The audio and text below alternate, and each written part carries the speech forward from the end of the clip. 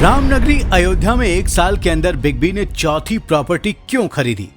क्या अयोध्या, अवध और अवधि से बिग बी का कोई खानदानी रिश्ता है?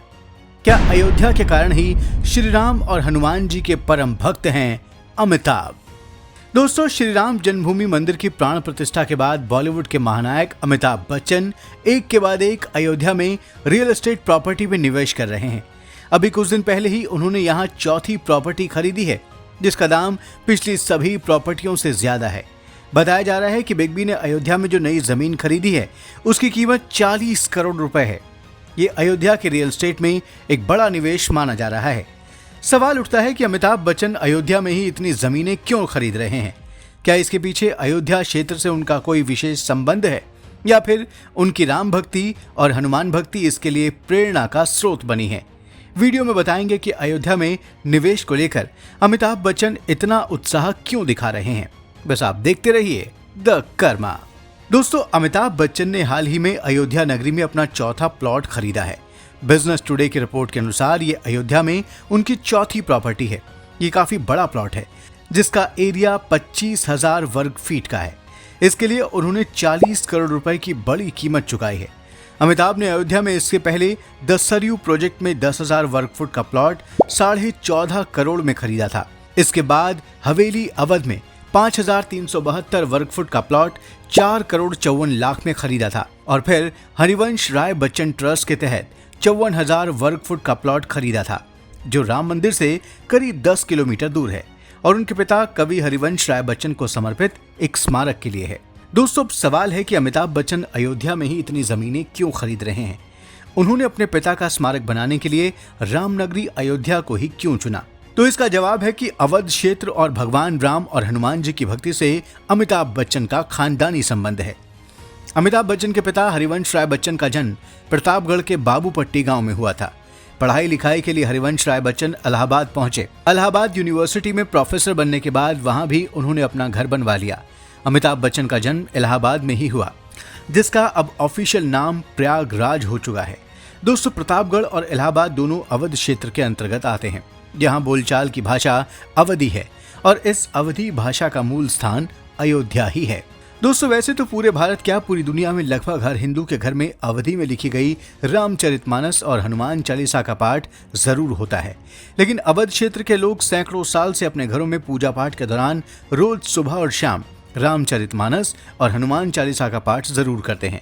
दोस्तों, सैकड़ों साल की अवध क्षेत्र की यह परंपरा हरिवंश राय बच्चन के परिवार में भी निभाई जाती रही है। जब ये परिवार पहले दिल्ली और फिर मुंबई शिफ्ट हो गया, तब भी ये परंपरा जारी रही है। जब तक हरिवंश राय बच्चन जीवित रहे, तब तक वो रोज रामचरितमानस और हनुमान चालीसा का पाठ करते थे। ये संस्कार अमिताभ बच्चन को भी मिले और वो भी ये दोनों पाठ रोजाना करते हैं। आपको बता दें कि जब फिल्म कुली की शूटिंग के दौरान चोट लगने के कारण अमिताभ बच्चन जिंदगी और मौत के बीच झूल रहे थे, तब भी उनके पिता रोज अस्पताल में अपने बेटे के वार्ड में रामचरितमानस का पाठ करते थे। दोस्तों, अमिताभ बच्चन खुद भी रोज रामचरितमानस का पाठ करते हैं।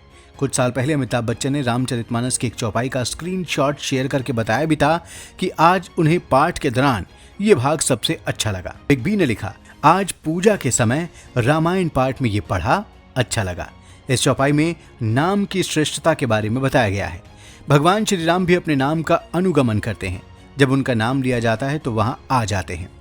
इसमें बताया गया कि नाम और नामी दोनों ईश्वर की उपाधि होते हैं। दोनों अनादि हैं और सुंदर हैं। बुद्धि से इनका स्वरूप समझा जा सकता है। आपको बता दें कि अमिताभ बच्चन भगवान राम के परम भक्त हनुमान जी के भी भक्त हैं। उनकी आवाज में गाया गया हनुमान चालीसा काफी लोकप्रिय है। रामचरितमानस के साथ वो रोज हनुमान चालीसा का भी पाठ करते हैं। अमिताभ बच्चन प्रयागराज स्थित बड़े हनुमान जी के भक्त हैं। प्रयागराज के कोतवाल कहे जाने वाले और संगम तट पर लेटे हनुमान मंदिर में वो हर साल अपनी हाजिरी लगवाते हैं। हर साल उनका प्रतिनिधि मुंबई से प्रयागराज आता है और इस मंदिर में पूजा अर्चना करवाता है। इस तरह से बिग बी इस हनुमान मंदिर में अपनी उपस्थिति दर्ज करवाते हैं। दरअसल इस मंदिर से अमिताभ बच्चन का बचपन का नाता है। पिता डॉक्टर हरिवंश राय बच्चन के साथ बचपन में वो इस मंदिर में हर शनिवार और मंगलवार आया करते थे। साथ में उनके छोटे भाई अजिताभ भी होते थे। 1982 में जब कुली फिल्म की शूटिंग के दौरान अमिताभ घायल हो गए थे, तब उनकी तबीयत बिगड़ गई थी।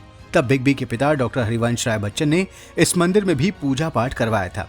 यज्ञ की पूर्णाहुति के दिन हवन करते समय ही पता चला कि अमिताभ अब ठीक हो गए हैं। इस घटना के बाद से ही अमिताभ बच्चन की इस मंदिर और बजरंगबली के प्रति आस्था और बढ़ गई। अमिताभ के भाई अजिताभ ने भी मंदिर में 51 किलो का पीतल का घंटा लगवाया है। दोस्तों, राम और हनुमान जी की भक्ति के अलावा अवध क्षेत्र की भाषा अवधी से भी अमिताभ बच्चन का गहरा रिश्ता है। इलाहाबाद में रहने के दौरान उनकी आम बोलचाल की भाषा खड़ी हिंदी के साथ साथ अवधी भी थी। हरिवंश राय बच्चन ने अपनी कई कविताएं और गीत अवधी में लिखे हैं। रंग बरसे भीगे चुनर वाली होली का गीत, जिसे अमिताभ की फिल्म सिलसिला में भी लिया गया, उसे हरिवंश राय बच्चन ने ही लिखा था। अमिताभ अपनी हिंदी फिल्मों में भी अक्सर अवधी के कुछ डायलॉग मारते रहे हैं। कोरोना काल के दौरान अमिताभ ने लोगों को सावधान करने के लिए अवधी भाषा में एक कविता भी लिखी थी।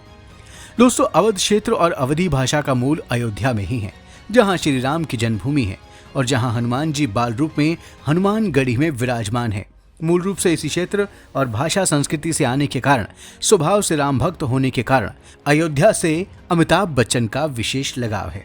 लोगों का कहना है कि अपने इसी स्वभाव के कारण श्री राम जन्मभूमि मंदिर की प्राण प्रतिष्ठा के बाद अमिताभ बच्चन का झुकाव अयोध्या के प्रति बढ़ गया है और इसलिए वो यहाँ एक के बाद एक कई जमीनें खरीद रहे हैं और अयोध्या में ही अपने पिता का स्मारक भी बनवा रहे हैं। दोस्तों, बॉलीवुड के बिग बी के अयोध्या प्रेम को लेकर आप क्या सोचते हैं? कमेंट बॉक्स में जरूर लिखें। वीडियो को लाइक और शेयर करें, चैनल को सब्सक्राइब करें और नोटिफिकेशन के लिए बेल आइकन दबाना बिल्कुल ना भूलें। धन्यवाद।